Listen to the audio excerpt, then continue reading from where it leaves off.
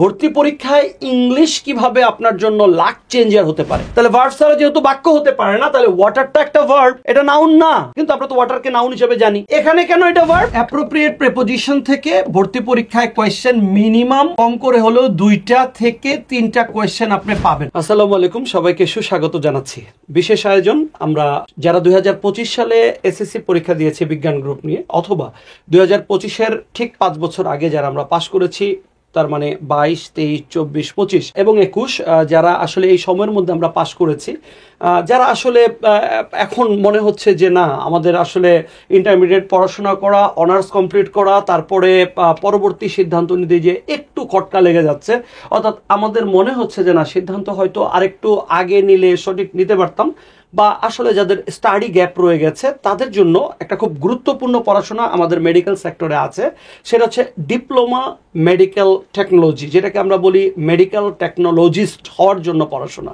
সেই ম্যাথস এবং আইএসটিতে যে পড়াশোনা, সেই পড়াশোনায় আমাদের মূলত যে প্রিপারেশনের খুব গুরুত্বপূর্ণ একটা স্টেপস, আপনারা সবাই জানেন যারা এই ম্যাথস এবং আইএসটিতে পড়াশোনা করতে ইচ্ছা করেছেন। আমাদের অনেক ভিডিওস আমাদের গ্রুপে দেয়া আছে, আমাদের ইউটিউব চ্যানেলে আপনারা পাবেন। ম্যাথস এবং আইএসটি দিয়ে সার্চ করলে দেখবেন এখানে প্লে লিস্ট করা আছে, ওই ভিডিওসগুলোতে দেখে নিতে পারেন কেন আপনি ম্যাথস এবং আইএসটিতে পড়াশোনা করবেন। আমরা আজকে একটা ফোকাসড ভিডিওতে আমরা আজকে দেখার চেষ্টা করব যে ম্যাথস এবং আইএসটি যেটা 2025 সালের স্টুডেন্টরা পাস করেছেন তাদের ফোকাস করে যে পরীক্ষার সার্কুলারটা আসবে আজ থেকে 1-1.5 মাসের মধ্যে, অর্থাৎ যেটা মূলত আসলে সেপ্টেম্বরের মধ্যে আপনাদের পরীক্ষায় বসতে হবে ভর্তি পরীক্ষার জন্য, সেখানের মান বন্টনের একটা গুরুত্বপূর্ণ মান কিন্তু আসলে ইংলিশের উপর ডিপেন্ড করে। আপনারা জানেন যে 100 মার্কসের ভর্তি পরীক্ষা হয়, 6 বিষয়ে 15 করে 6, 15, 90 এবং 10 মার্কস হচ্ছে সাধারণ জ্ঞান। তার মধ্যে ইংলিশ যে পার্টটা, সেই পার্টটা হচ্ছে খুবই গুরুত্বপূর্ণ। কারণ এই পার্টটাই গুরুত্বপূর্ণ এই কারণে আমরা বলেছি, যদি আপনি এই পার্টটার প্রতি নজর দেন, আপনি যদি একটু ভালো করে পড়াশোনা করেন, তাহলে 100-এর মধ্যে আপনি 15 on 15, আপনি 15-এ 15 পাওয়া আপনার পক্ষে ইম্পসিবল কিছু নয়। আজকের ভিডিও আমরা তো দেখার চেষ্টা করব যে আমাদের এই 2025 সালে যে ভর্তি পরীক্ষা হতে যাচ্ছে একযোগে সারা বাংলাদেশে, আপনারা জানেন সেই ভর্তি পরীক্ষায় ইংলিশ কিভাবে আপনার জন্য লাক চেঞ্জার হতে পারে, কিভাবে আপনার ভাগ্যকে বদলে দিতে পারে, আপনার ভর্তি পরীক্ষায় সরকারিতে চান্স পাওয়াটাকে সুনিশ্চিত করতে পারে। তো আমরা আজকে এই বিশেষ আয়োজনে আমরা দেখার চেষ্টা করব মূলত যে ইংলিশ সিলেবাসটা আসলে কি, কোন কোন জিনিসগুলো আসলে আমাদের পড়তে হবে, কোন কোন জিনিসগুলোতে আসলে আমাদের দৃষ্টি দেওয়া প্রয়োজন, এবং কোন কোন জিনিস থেকে সাধারণত পরীক্ষায় প্রশ্ন আসে। তো মূলত 15টা কোয়েশ্চেন হলেও কিছু কিছু সাইট থেকে, কিছু কিছু সাবজেক্ট এরিয়া থেকে একাধিক কোয়েশ্চেন আপনি কিন্তু পাবেন। যেমন আমরা যদি একটু দেখতে চাই, তাহলে আমরা যদি বলি ফর এক্সাম্পল, আমাদের প্রথম যেই পার্ট থেকে আসলে মূলত ভর্তি পরীক্ষায় কোশ্চেন আসে সেটা হচ্ছে অ্যাপ্রোপ্রিয়েট প্রিপোজিশন। এই অ্যাপ্রোপ্রিয়েট প্রিপোজিশন থেকে ভর্তি পরীক্ষায় কোয়েশ্চেন মিনিমাম কম করে হলেও 2টা থেকে 3টা কোয়েশ্চেন আপনি পাবেন। অর্থাৎ 15-এর মধ্যে যদি আপনি 3টা কোয়েশ্চেন পান, it is not less A number, আপনার কিন্তু সংখ্যা মোটেই কম না। এখন আপনার প্রশ্ন করতে পারেন যে স্যার, আমরা আসলে কোন ধরনের প্রিপোজিশনগুলো আসলে পড়বো, কারণ অ্যাপ্রোপ্রিয়েট প্রিপোজিশনের বাজারে বই পাওয়া যায়, আমি কি সব পড়বো? না, অ্যাকচুয়ালি ম্যাথস এবং আইএসটির প্রিভিয়াস ইয়ারের যে কোয়েশ্চেন্সগুলো রয়েছে, সেই কোয়েশ্চেন্সগুলো যদি আপনি একটু খেয়াল করেন, তাহলে আপনি দেখবেন যে ইংলিশ এই বিষয়ের উপর মূলত যে কোয়েশ্চেন্সগুলো এসেছে সেগুলো জেনারেলি যাদের 8 থেকে 9, 10-এ মূলত গ্রামার পার্টে যারা একটু পড়াশোনা করে একটু দক্ষতা আছে, তারা সবাই মূলত পারে। যেমন আমি যদি কয়েকটা উদাহরণ দিই, তাহলে আপনারা জানেন, আপনারা এই জিনিসগুলো আপনাদের আমার মনে হয় যে সুবিধা হবে। যেমন আমাদের এক নাম্বার যে উদাহরণটা দিয়েছি সেটা হচ্ছে কি টু শব্দের মানে হচ্ছে চাবিকাঠি। এখানে দেখেন কি এর সাথে আমরা টু ব্যবহার করেছি। ঠিক একইভাবে আমরা যদি বলি এসেনশিয়াল ফর, ঠিক আছে, এসেনশিয়াল ফর, এই যে এসেনশিয়াল ফর বা কি টু, এই যে দেখেন ফিক্সড, এরা কিন্তু আসলে আপনি চাইলেও এটাকে চেঞ্জ করতে পারবেন না। তো এই কি টু বা এসেনশিয়াল ফর এই জাতীয় আর কি ধরনের প্রশ্ন পরীক্ষায় আসতে পারে, যেমন ফন্ড অফ, পছন্দ করা, অ্যাফ্রাইড অফ। আমরা যে কোয়েশ্চেনগুলো আপনাদেরকে একটু দিয়ে দিব, এগুলো দয়া করে বারবার প্র্যাকটিস করবেন, তাহলে আপনাদের জন্য সুবিধা হবে। দেখেন কি টু মানে হচ্ছে চাবিকাঠি, যেমন আমরা অনেক সময় বলি ইন্ডাস্ট্রি ইজ দ্য কি টু সাকসেস, পরিশ্রম সৌভাগ্যের চাবিকাঠি। এসেনশিয়াল ফর মানে অত্যাবশ্যকীয়, ঠিক একইভাবে এসেনশিয়াল ফরের জায়গায় আমরা নেসেসারি ফরও দিতে পারি, নেসেসারি ফর, এটাও কিন্তু অত্যাবশ্যকীয় বা প্রয়োজনীয়। ফন্ড অফ মানে হচ্ছে পছন্দ করা, যেমন অনেক সময় কোয়েশ্চেনে আসে I fond of milk and tea, তাহলে এই ফন্ড অফ শব্দের মানে হচ্ছে পছন্দ করে, এবং এখানে ফিক্সড প্রেপোজিশন হিসাবে আমরা অফ ব্যবহার করব। ঠিক একইভাবে অ্যাফ্রেড অফ এই অ্যাফ্রেড অফটাও কিন্তু খুব ইম্পর্টেন্ট পরীক্ষার জন্য। এছাড়া আপনি দেখেন সি অফ, আমরা যদি দেখি সি অফ বিদায় জানানো, হ্যাঁ বিদায় জানানো, এটা হচ্ছে বিদায় জানানো, খুবই ইম্পর্টেন্ট প্রিপোজিশন সি অফ। ঠিক একইভাবে আমরা এখানে বলতে পারি পুট অফ, খুলে ফেলা। ঠিক আছে, পুট অফ হচ্ছে খুলে ফেলা। তাহলে আমরা দেখতেছি যে প্রিপোজিশনগুলো আমরা দিচ্ছি এগুলো আপনাদের জন্য অজানা না, এগুলো আপনারা সবাই জানেন। ফর এক্সাম্পল আমরা এরকম প্রায় দেখি কোয়েশ্চেনগুলা, সুইচ অন দ্য টেলিভিশন।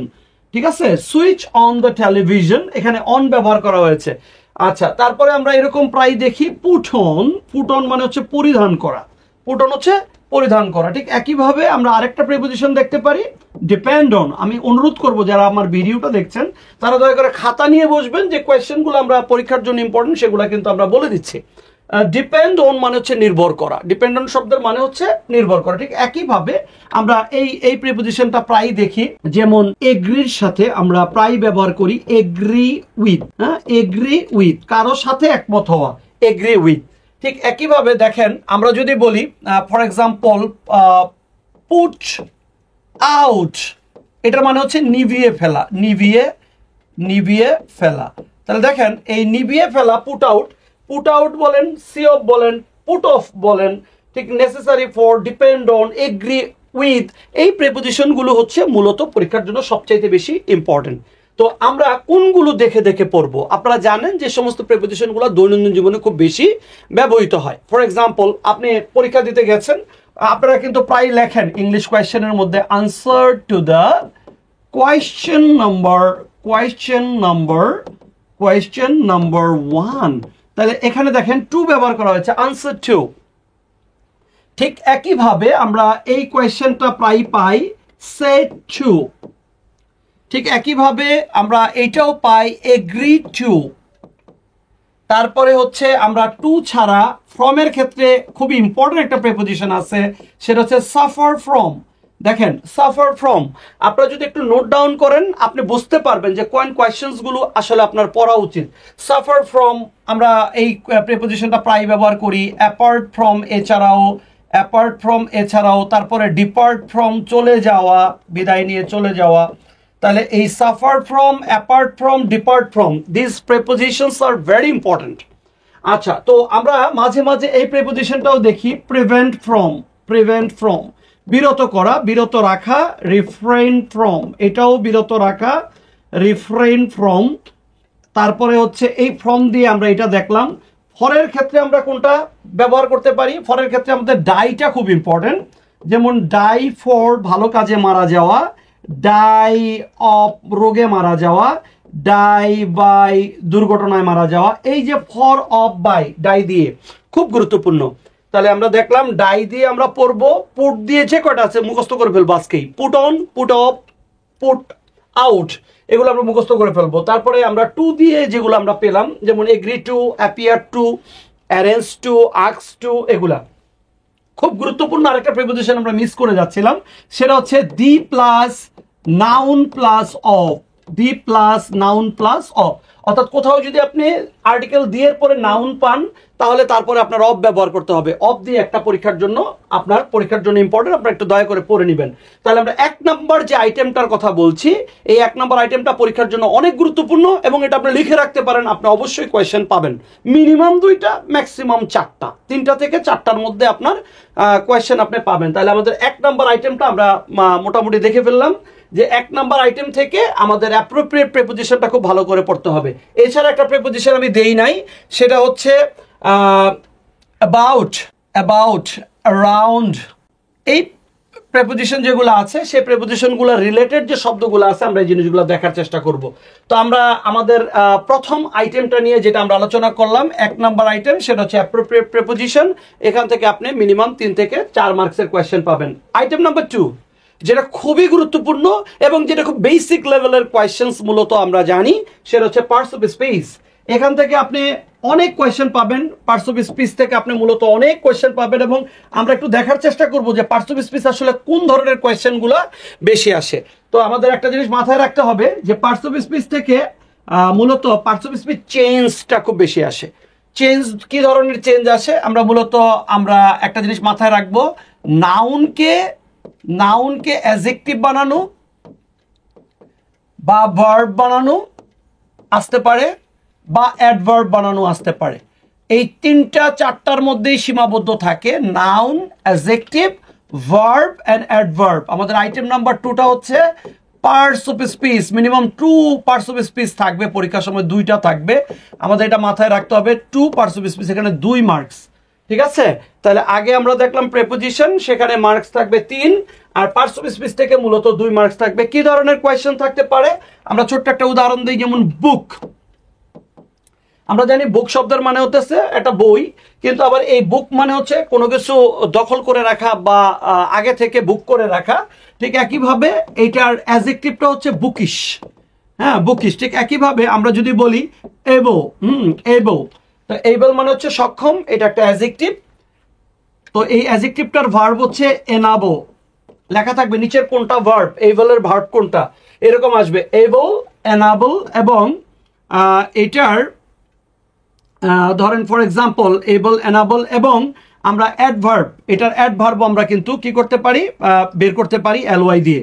ঠিক একইভাবে আমরা যদি বলি যে কোনো একটা ভার্বের কথা বলি, যেমন আমরা যদি বলি ফর এক্সাম্পল ব্লাড, আমরা যদি বলি ব্লাড, এটা একটা নাউন, আমরা জানি ব্লাডটা নাউন, তো এটার ভার্বটা হচ্ছে ব্লিড। এটার ভার্বটা হচ্ছে কি, ব্লিড। তো ভার্বটা হচ্ছে ব্লিড, আর ব্লাডটা হচ্ছে নাউন। ঠিক একইভাবে এটার অ্যাডজেক্টিভ আসতে পারে, যেমন ব্লাডি। হ্যাঁ, ব্লাডি। ঠিক একইভাবে আপনারা যারা অ্যাসিস্ট্যান্ট এই শব্দটা শুনেছেন, অ্যাসিস্ট্যান্ট একটা নাউন, অ্যাসিস্ট্যান্টটা নাউন, এটার নাউনটাকে আমরা যদি ফর এক্সাম্পল ভার্ব বানাতে চাই, তাহলে এটা কি হবে, অ্যাসিস্ট। দেখেন এই টাইপের কোয়েশ্চেনগুলো কিন্তু পরীক্ষায় বেশি আসে, যে একটা ভার্ব দেওয়া আছে, এটাকে অ্যাডজেক্টিভ করতে হবে, একটা অ্যাডজেক্টিভ দেওয়া আছে, এটাকে ভার্ব বানাতে হবে। ঠিক একইভাবে একটা নাউন দেওয়া আছে, একটা ভার্ব বানাতে হবে, অ্যাডজেক্টিভ বানাতে হবে, একটা নাউন দেওয়া আছে, এটাকে ভার্ব বানাতে হবে। এই ধরনের কোয়েশ্চেনগুলো পরীক্ষায় মূলত বেশি আসে। এর জন্য আমি আপনাদেরকে একটু দয়া করে বলবো যে আপনারা পরীক্ষার জন্য আপনারা নাউনের ইন্ডিকেটর পড়বেন, নাউনের ইন্ডিকেটরস, নাউনের ইন্ডিকেটরস, অ্যাডজেক্টিভের ইন্ডিকেটরস পড়বেন, অ্যাডজেক্টিভ এর ইন্ডিকেটরস, ইন্ডিকেটরস এগুলা কি আমি পরে আলোচনা করতেছি। ভার্বের ইন্ডিকেটরস, ভার্ব এর ইন্ডিকেটরস, আর হচ্ছে অ্যাডভার্বের ইন্ডিকেটরস, অ্যাডভার্বের ইন্ডিকেটরস। এগুলো একটু ভালো করে আমাদের কিন্তু পড়তে হবে। তাহলে এখন আপনি যদি বলেন যে স্যার নাউনের ইন্ডিকেটরস কোনগুলো পড়বো যেগুলো আমার পরীক্ষার জন্য কমন পড়তে পারে, তো নাউনের আমরা বিভিন্ন ধরনের ইন্ডিকেটর জানি। যেমন আপনারা জানেন, আমরা যদি কোনো এনটি যুক্ত অনুসর্গ পাই, যেটাকে আমরা ইংলিশে বলি সাফিক্স, এই সাফিক্সগুলো যদি পাই কোনো শব্দের শেষে যারা যুক্ত হয়, তারপরে হচ্ছে SION, তারপর হচ্ছে TION, তারপরে ENCE, তারপরে ANCE, হ্যাঁ, তারপরে DUM, এগুলো হচ্ছে নাউনের সাফিক্স। ঠিক একইভাবে এটা নাউনের সাফিক্স হলে অ্যাডজেক্টিভের সাফিক্সও কিন্তু এরকম আছে, যেগুলো দেখে আপনি বুঝতে পারবেন যে এটা অ্যাডজেক্টিভ। যেমন ABLE, তারপর হচ্ছে IVE, তারপরে OUS, তারপরে ENT, তারপরে ANT, তারপরে FUL, এগুলা হচ্ছে সব অ্যাডজেক্টিভের ইন্ডিকেটর। ঠিক একইভাবে আমরা ভার্বের ইন্ডিকেটরও পেতে পারি। ভার্বের ইন্ডিকেটর হিসেবে আমরা পেতে পারি FY লাস্টে, EN লাস্টে, UN ফার্স্টে, IZE অথবা IZD অথবা ISE লাস্টে। এই ধরনের শব্দগুলো হচ্ছে ভার্ব। আমাদের একটা জিনিস পরীক্ষায় প্রায় আসে, অ্যাডভার্ব। অ্যাডভার্বের ক্ষেত্রে আমাদের মনে রাখতে হবে adjective plus LY equal to হচ্ছে অ্যাডভার্ব। ঠিক একইভাবে adverb minus LY equal to হচ্ছে অ্যাডজেক্টিভ। এই জিনিসটা আপনারা অনেকে হয়তো বুঝতে পারতেছেন না। যেমন আমরা যদি বলি যে নার্ভাস, এটা একটা অ্যাডজেক্টিভ, আমরা জানি নার্ভাসটা একটা অ্যাডজেক্টিভ, তার সাথে আমি যোগ করলাম LY, তাহলে কি হলো, নার্ভাসলি। এই নার্ভাসলি একটা অ্যাডভার্ব। এখন আপনি কেমনে বুঝবেন এটা অ্যাডভার্ব? আগলির শেষেও তো LY আছে, কিন্তু আগলি তো একটা অ্যাডজেক্টিভ। আগলি যদি অ্যাডজেক্টিভ হয়, তাহলে কেমনে নার্ভাসলি অ্যাডভার্ব হলো? আপনি ছোট্ট একটা পরীক্ষা করেন, এই LYটাকে ডিলিট করে দেন, নার্ভাস, দেখেন নার্ভাস একটা অ্যাডজেক্টিভ, তাহলে অ্যাডজেক্টিভের সাথে যখন LY যোগ হয় এটা অ্যাডভার্ব, তাহলে নার্ভাসলি একটা অ্যাডভার্ব। কিন্তু মজার ব্যাপার দেখেন, আগলির এই LYটাকে যদি আপনি বাদ দিয়ে দেন, আগ দিয়ে কোনো শব্দ হয় না। কোনো কমপ্লিট ওয়ার্ড আপনি ইউজি আগ দিয়ে করতে পারেন না, এন্ড দ্যাটস ওয়াই আগলিকে আপনাকে অ্যাডজেক্টিভ বলতে হবে আর নার্ভাসলিকে অ্যাডভার্ব বলতে হবে। So this are some techniques, this techniques should be followed to get the maximum marks in verb and parts of speech. কারণ আমরা জানি যে পার্টস অফ স্পিচ থেকে মিনিমাম 2 মার্কসের কোয়েশ্চেন কিন্তু আমরা পাবো। নাম্বার 2, আমরা যেহেতু পার্টস অফ স্পিচ দেখলাম যে changing of parts of speech, number 3তে আমরা যেটা দেখবো সেটা হচ্ছে identification of parts of speech, and this is very important. আমাদের কিন্তু সবসময় মনে রাখতে হবে পার্টস অফ স্পিচ থেকে 2 ধরনের কোয়েশ্চেন আসবে। এক ধরনের কোয়েশ্চেন হচ্ছে পার্টস অফ স্পিচটাকে চেঞ্জ করতে হবে, আর 2 নম্বর কোয়েশ্চেনটা হচ্ছে আমরা পার্টস অফ স্পিচটাকে আইডেন্টিফাই করব, কিভাবে আমরা চিনতে পারি যে পার্টস অফ স্পিচ কোনটা। ফর এক্সাম্পল, আমরা যদি এটাকে একটু চেঞ্জ করি তাহলে আমাদের এই স্লাইডটা যদি আমরা একটু চেঞ্জ করি তাহলে আমরা মূলত নতুন স্লাইডে গিয়ে আমরা যে নতুন আইটেমটা নিয়ে আলোচনা করব সেটা হচ্ছে মূলত identification of parts of speech. আমরা যদি স্লাইডটা একটু চেঞ্জ করি তাহলে আমরা একটু চেঞ্জ করে নেই। Okay, so this are the interchange. আমরা এখন একটু দেখব আইডেন্টিফিকেশনে কোন ধরনের কোয়েশ্চেনগুলো পরীক্ষায় আসে। তো আমরা 3 নাম্বার আইটেম পড়ছি এখন। 3 নাম্বার আইটেমটা হচ্ছে identification of parts of speech. কিভাবে আমরা চিনবো, আমরা কিভাবে বুঝবো যে এটা কোন পার্টস অফ স্পিচ। যেমন ধরেন আমি যদি বলি water the plants, water the plants, এই যে ওয়াটারের নিচে আমি আন্ডারলাইন করে দিলাম। আমরা তো জানি যে ওয়াটার একটা ম্যাটেরিয়াল নাউন, তাহলে এখানে এটা কি? এখানে যেহেতু ভার্ব, কারণ হচ্ছে এই বাক্যে ওয়াটারের পরে কোনো ভার্ব নাই, তাহলে ভার্ব ছাড়া যেহেতু বাক্য হতে পারে না, তাহলে ওয়াটারটা একটা ভার্ব, এটা নাউন না। কিন্তু আমরা তো ওয়াটারকে নাউন হিসেবে জানি। এখানে কেন এটা ভার্ব? কারণ ওয়াটারের পর আর কোনো ভার্বই নাই, ভার্ব ছাড়া বাক্য হয় না, তাহলে এটাই ভার্ব। আমরা জানি যে ইম্পারেটিভ বাক্য মূলত ভার্ব দিয়ে শুরু হতে পারে। ওয়াটার দ্য প্ল্যান্টস মানে হচ্ছে চারা গাছে পানি দাও, তাহলে এটা ভার্ব নাম্বার 1। নাম্বার 2 যদি বলে face is the mirror, is the mirror of mind, face is the mirror of mind. এখানে ফেসের নিচে আমি আন্ডারলাইন করে দিলাম। এখন আপনি জানেন যে ফেস অত মুখোমুখি হওয়া, মুখোমুখি করা, ঠিক একইভাবে আবার ফেস মানে চেহারা। এখানে এটা নাউন অর্থে ব্যবহৃত হয়েছে, আমরা একটু দেখবো এটা নাউন। আর যদি এটা ভার্ব হয় তাহলে সেটা কিরকম হবে, যেমন face the challenge with courage. Okay, so face the challenge with courage. তাহলে এখানে ফেস বলছে মুখোমুখি হন, এই চ্যালেঞ্জটাকে মুখোমুখি করেন, সাহস নিয়ে করেন। ঠিক একইভাবে এটা হচ্ছে ভার্ব, কারণ এই বাক্যে আর অন্য কোনো ভার্ব নাই। courage নাউন, চ্যালেঞ্জ নাউন, তাহলে বাক্যে আর অন্য কোনো ভার্ব নাই। যেহেতু নাই তাহলে এটা অবশ্যই ভার্ব। তাহলে দেখেন আইডেন্টিফিকেশনে কি ধরনের কোয়েশ্চেন আমি আগের স্লাইডে আলোচনা করেছি। আইডেন্টিফিকেশন যদি আপনি পারফেক্টলি পারতে চান তাহলে অবশ্যই আপনার পার্টস অফ স্পিচের ইন্ডিকেটরসগুলো ভালো করে জানতে হবে, অর্থাৎ নাউনে কি থাকে, অ্যাডজেক্টিভে কি থাকে, তারপরে ভার্বে কি থাকে, অ্যাডভার্বে কি থাকে। যদি আপনি এটা জানি তাহলে কিন্তু আমরা পারফেক্টলি কি করতে পারবো, আমাদের এই পার্টস অফ স্পিচের যে চেঞ্জটা, আমরা পার্টস অফ স্পিচের আইডেন্টিফিকেশনটা করতে পারবো। ফর এক্সাম্পল, যে কোয়েশ্চেনটা পরীক্ষায় প্রায় আসে, দেখেন দ্য আর্থ, এটা আসে the earth moves round the sun, পৃথিবী সূর্যের চারদিকে ঘুরে। এখানে রাউন্ডের নিচে একটা দাগ দিয়ে দিয়েছে। আপনি তো জানেন রাউন্ড মানে গোলাকার, আর এটা একটা অ্যাডজেক্টিভ, কিন্তু এখানে রাউন্ডটা প্রিপোজিশন অর্থে ব্যবহৃত হয়েছে। আমরা জানি যে অ্যারাউন্ডের সংক্ষিপ্ত রূপ হচ্ছে রাউন্ড, তাহলে এই রাউন্ড একটা প্রিপোজিশন, আর এই প্রিপোজিশন হিসেবে এখানে ব্যবহৃত হওয়ার কারণে আপনি যদি এখানে অ্যাডজেক্টিভ হিসেবে ক্লিক করে দেন তাহলে কিন্তু আপনার মার্কস নেগেটিভ মার্ক চলে আসবে। যদিও আমাদের ম্যাথস আইএসটি পরীক্ষায় নেগেটিভ মার্কস নাই, মানে আপনি মার্কসটা লুজ করবেন। ঠিক একইভাবে আপনাদের মনে রাখতে হবে যে একই পার্টস অফ স্পিচ বিভিন্ন বাক্যে বিভিন্নভাবে ব্যবহৃত হতে পারে। তাহলে আমরা 3 নাম্বার আইটেম দেখলাম identification of parts of speech. এখান থেকে মিনিমাম একটা কোশ্চেন আসবে। তাহলে আমাদের প্রথম আইটেমটা ছিল কি, অ্যাপ্রোপ্রিয়েট প্রিপোজিশন। এখান থেকে 3টা কোশ্চেন আপনি পাবেন, 2টা থেকে 3টা মাস্ট। 2 নাম্বার কোয়েশ্চেনটা ছিল হচ্ছে আমাদের interchange of parts of speech, ওখান থেকে আপনি মিনিমাম একটা কোয়েশ্চেন পাবেন। ঠিক একইভাবে identification of parts of speech থেকে আপনি একটা কোয়েশ্চেন পাবেন। এখন আমরা যেটা দেখব সেটা হচ্ছে আমাদের নেক্সট যে আইটেমটা, সেটা হচ্ছে আর্টিকেল। আমরা একটু দেখি আমাদের আর্টিকেলের মধ্যে কোন কোন জিনিসগুলো আমাদের পড়ার জন্য খুব গুরুত্বপূর্ণ এবং আমরা গুরুত্ব বহন করে। আর্টিকেলের ক্ষেত্রে আমাদের কিছু বেসিক আর্টিকেল আছে যে আর্টিকেলগুলো আমাদের আসলে মনে রাখতে হবে। তার মধ্যে 1 নম্বর হচ্ছে ইউজ অফ দি। হ্যাঁ, ইউজ অফ আর্টিকেল দি, আমরা এটা খুব ভালো করে পড়বো। দি এর মধ্যে কোনটা কোনটা বেশি ইম্পর্টেন্ট। ফর এক্সাম্পল আমরা যদি 1 নম্বর বলি, the color of my eyes is black, the color of my eyes is black। এখানে দেখেন আমরা অফ পেয়েছি, একটা নাউন পেয়েছি, নাউন এবং অফ, যার কারণে আমরা এখানে দি ব্যবহার করেছি। আমরা জানি দি প্লাস নাউন প্লাস অফ একটা রুল আছে, এর জন্য আমরা দি ব্যবহার করেছি। ঠিক এরকম ছাড়াও আপনাদের যে কমন কোয়েশ্চেনটা আছে, the smartest boy in our class is none but my friend। অর্থাৎ আমাদের ক্লাসের সবচেয়ে স্মার্ট ছেলেরা আর কেউ না, এটা হচ্ছে আমার বন্ধু। ঠিক একইভাবে দেখেন এই সুপারলেটিভ ডিগ্রির আগে আমরা দা ব্যবহার করেছি, তার মানে ইএসটি যুক্ত যত শব্দ আছে, স্মার্টেস্ট বলেন, লাভলিয়েস্ট বলেন, মোস্ট ইন্টেলিজেন্ট বলেন, মোস্ট বিউটিফুল বলেন, সমস্ত সুপারলেটিভ ডিগ্রির আগে আমরা দি ব্যবহার করব।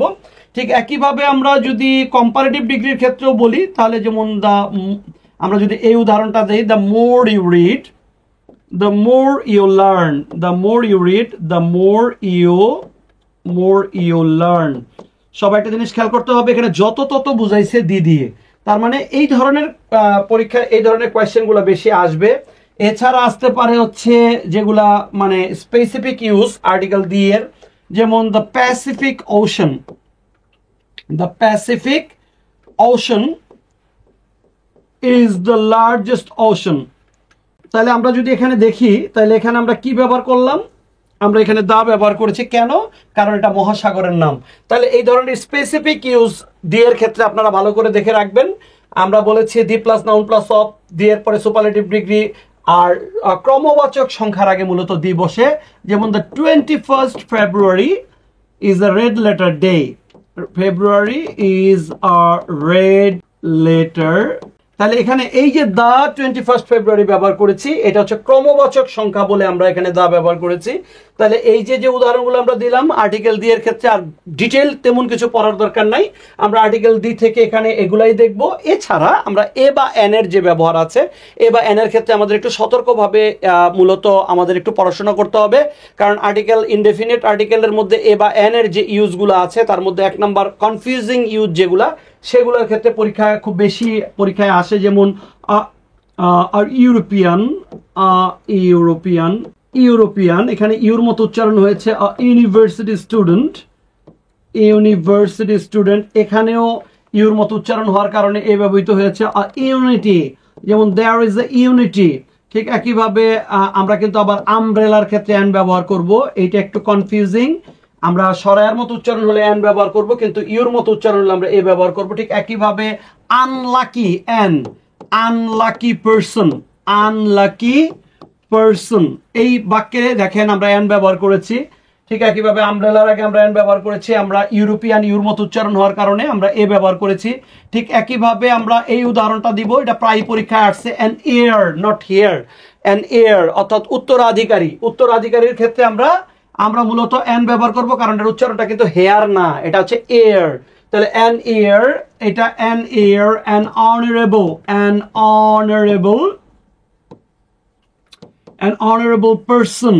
অনারেবল পারসন, তারপরে হচ্ছে অ্যান অনারেবল পারসন ছাড়া আর আছে অ্যান অনেস্ট ম্যান, এটাও কিন্তু আমরা অ্যান ব্যবহার করেছি। তাহলে an unlucky person, an honourable person, an honest man, এই জিনিসগুলা মূলত আমরা অ্যান ব্যবহার করব, কারণ এগুলা এইচ এর উচ্চারণটা হয় না। তাহলে আমরা দেখলাম এ বা এন বা আর্টিকেল দি এর ক্ষেত্রে আমরা কোন জিনিসগুলো দেখব। যেমন আইসক্রিমের ক্ষেত্রে আমরা বলতে পারি অ্যান আইসক্রিম। ঠিক একইভাবে আমরা যদি ভৌগোলিক নামের কথা বলি, তাহলে আর্টিকেল দি এর একটা ইউজ কিন্তু চলে আসে, যেমন the USA, the UK, the UAE, এগুলোর আগে মূলত আমরা দি ব্যবহার করি। তাহলে আমরা article the, article a, article N, এগুলা ডিটেল পড়বো। আমাদের নেক্সট আইটেমের নাম হচ্ছে চেঞ্জিং ভয়েস। আমাদের নেক্সট আইটেমটা হচ্ছে আমাদের চেঞ্জিং ভয়েস। আমরা এখান থেকে দেখবো আর্টিকেল থেকে মিনিমাম 2টা কোয়েশ্চেন আসবে। আমি যেগুলো বলে দিচ্ছি আপনি যদি মেহেরবানি পূর্বক একটু পড়ে যান, আর ট্রাস্ট মি, আপনি কিন্তু হতাশ হবেন না। আপনার পরীক্ষার সময় আপনার কাছে কখনো মনে হবে না যে আইটেমগুলো আমি দেখে আসিনি। আমাদের 4 নম্বর আইটেম মূলত আমাদের আর্টিকেল ছিল। 5 নম্বর আইটেমটা হচ্ছে চেঞ্জিং ভয়েস। চেঞ্জিং ভয়েস, তাহলে এখান থেকে মিনিমাম একটা ভয়েস তো থাকবেই, মাঝে মাঝে 2টাও ভয়েস থাকে। তবে আপনাদের জ্ঞাতার্থে জানাচ্ছি, মূলত ভয়েস যেটা থাকে সেটা হচ্ছে অ্যাক্টিভটাকে প্যাসিভ করতে হয়, মাঝে মাঝে অল্টারনেটিভও থাকতে পারে, প্যাসিভটাকেও অ্যাক্টিভ করতে হইতে পারে। তবে কোনগুলা পড়বো, অনেকে প্রশ্ন করে কোনগুলা পড়বো। ভয়েস থেকে আপনি মূলত টেন্স রিলেটেড যে ভয়েসগুলো আছে এগুলা পড়বেন। টেন্সের মধ্যে কোনগুলা পড়বেন, যেমন I have broken, I have broken 3 glasses, 3 glasses, আমরা 3টা গ্লাস ভেঙে ফেলেছি। তাহলে এখানে আমার প্যাসিভটা কি হবে, 3 glasses, 3 glasses have been, 3 glasses have been broken by me. 3 glasses have been broken by me. I know the answer. I know the answer. এখানে কিন্তু অবজেক্ট হচ্ছে the answer. That's why আপনি সবার আগে দিবেন the answer to be verb হচ্ছে এখানে is known। কিন্তু মজার ব্যাপার হচ্ছে known এর পরে কখনো to মানে by হয় না, এটা হবে to me। তাহলে the answer is known to me।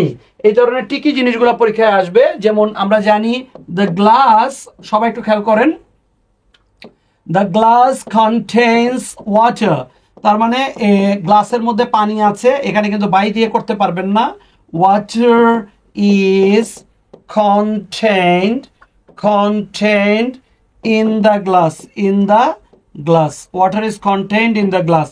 তাহলে আমরা এটা দেখলাম, কন্টেন্টের পরে বাই হবে না, কন্টেন্টের পরে মূলত ইন হবে। নো এর পরে সাধারণত নোন এর পরে টু ব্যবহার করব আমরা। ঠিক একইভাবে আমরা এখানে দেখলাম বাই দিয়ে একটা। ঠিক এগুলা ছাড়া কোন কোন ভয়েসগুলা আসতে পারে, 1 নাম্বার হচ্ছে আমাদের মাথায় রাখতে হবে, 1 নাম্বার যেটা আসতে পারে সেটা হচ্ছে টেন্সের ভয়েস। তাহলে আমরা দেখছি টেন্স হচ্ছে 1 নাম্বার। 2 নাম্বার হচ্ছে ইনফিনিটিভ রয়েছে এরকম রুল, ইনফিনিটিভ রয়েছে এরকম রুল। যেমন ইনফিনিটিভের কোনগুলো আসতে পারে আমরা একটু দেখি। আমরা যদি ইনফিনিটিভের কথা বলি, যেমন we are going to open an account, তাহলে আমরা কিভাবে করব, an account is going to be opened by us। ঠিক এখানে আমরা দেখেন গোয়িং টু ছিল, আমরা গোয়িং টু বি দিয়েছি। তাহলে এই টাইপের আসতে পারে। 2 নাম্বার আসতে পারে হচ্ছে হি killed himself, এটা কিন্তু সেলফ যুক্ত বা রিফ্লেক্সিভ প্রোনাউন যুক্ত, এটা হবে হি ওয়াজ killed by himself, himself। এছাড়া আসতে পারে double object, miss Ilias sir teaches us English। আমরা যদি এখানে ডাবল অবজেক্টটা দেখি, কি কি অবজেক্ট আছে, একটা ইংলিশ অবজেক্ট, একটা আস অবজেক্ট। তাহলে আজকে আমরা উই বানায় ফেলবো, we are taught English by Ilyas sir। তাহলে we are taught English by Ilyas sir।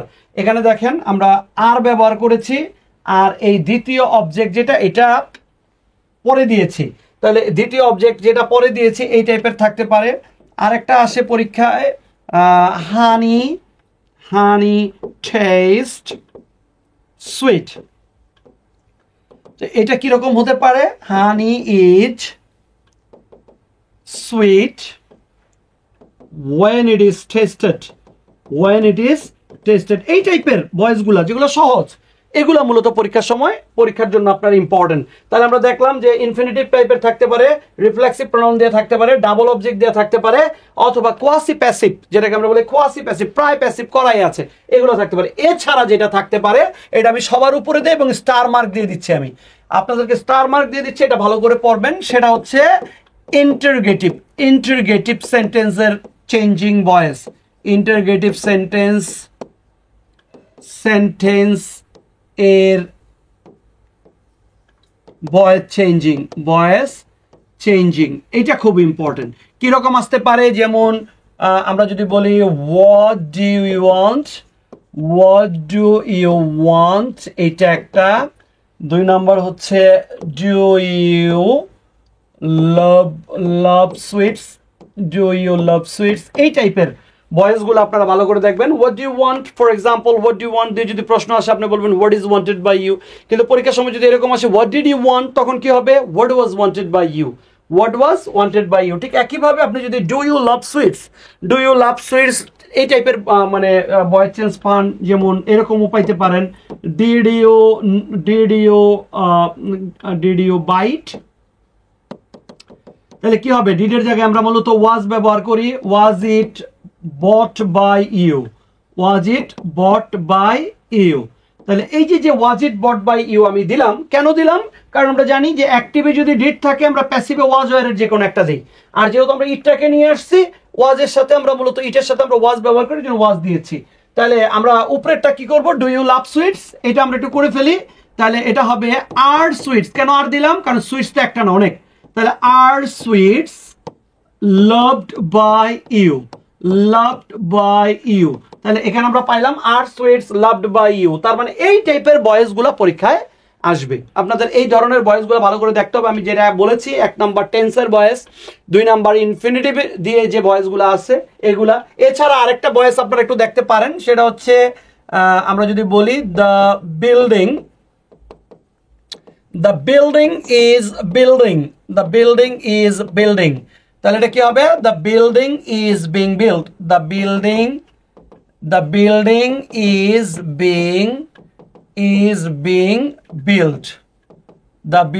Is being build. এছাড়া পরীক্ষার জন্য আরেকটা ইম্পর্টেন্ট হচ্ছে ইম্পারেটিভ ভয়েস, এটা একটু দেখবেন ইম্পারেটিভ ভয়েসগুলা কোনগুলা, যেমন 1 নাম্বার আমরা বলি টেক কেয়ার অফ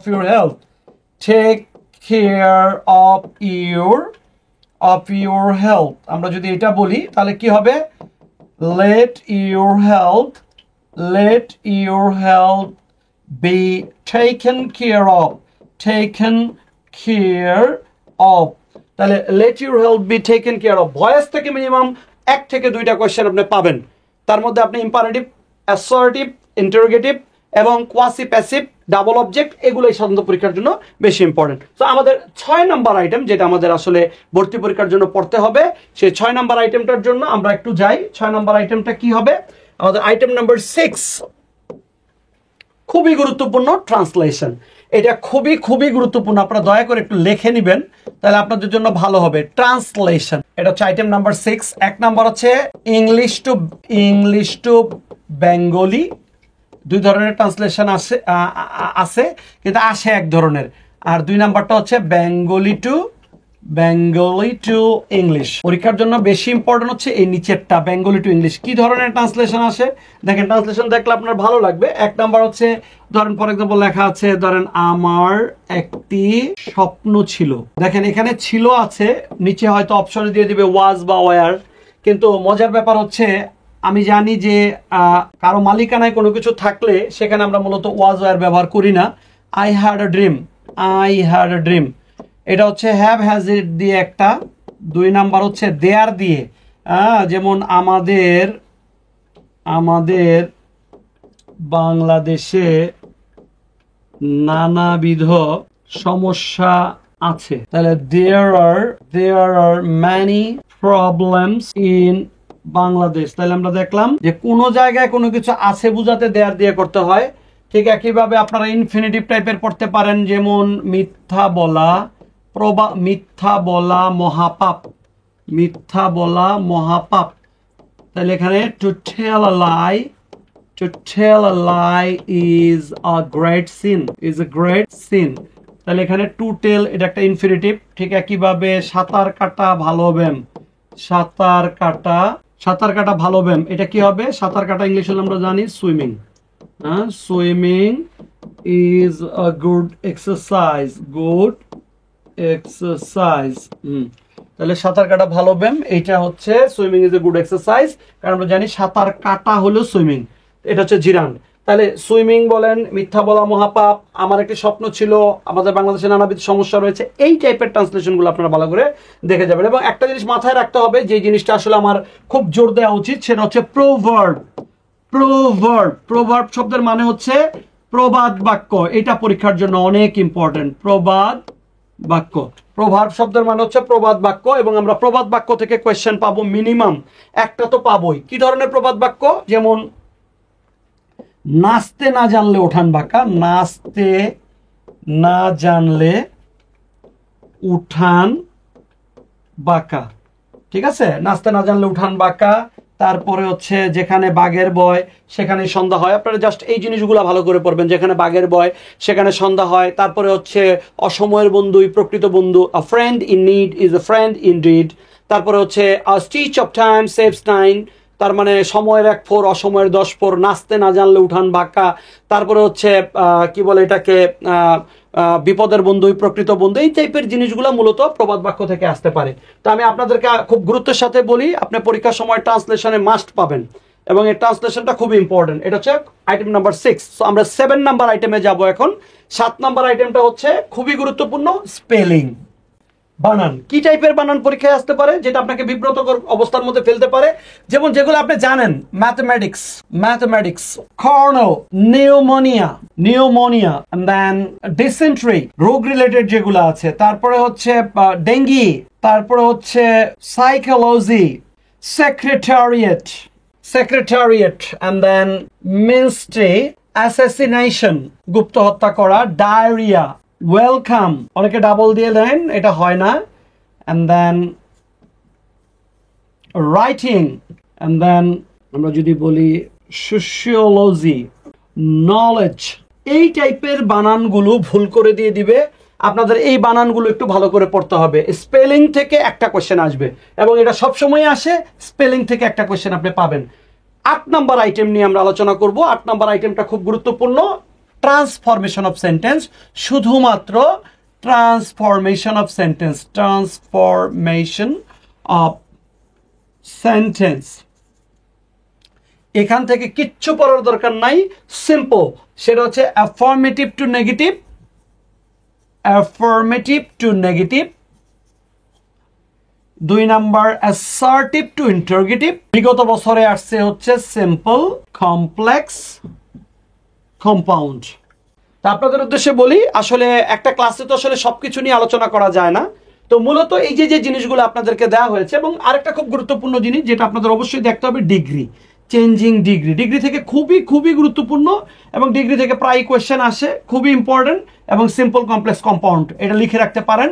যদি ট্রান্সফরমেশন আসে, যত কোয়েশ্চেন কঠিনই হোক না কেন, এই দুইটার মধ্যেই মূলত সীমাবদ্ধ থাকে, ডিগ্রি এবং সিম্পল, কমপ্লেক্স, কম্পাউন্ড এবং ডিগ্রি, এই দুইটা থেকে। তো আমাদের স্পেশাল ব্যাচ রয়েছে। আপনারা যারা ভিডিও দেখছেন, আমাদের যে নিচে নাম্বার, উপরে নাম্বার দেওয়া আছে, আপনারা আমাদের সাথে যোগাযোগ করতে পারেন। আমাদের স্পেশাল ব্যাচগুলোতে আমরা আরো পারফেক্টলি আমাদের স্টুডেন্টদেরকে কেয়ার নিয়ে থাকি, এবং শুধুমাত্র ইংলিশ না, আপনারা প্রত্যেকটা সাবজেক্টে কিন্তু খুব চমৎকার যত্ন আপনারা আমাদের কাছে পাবেন।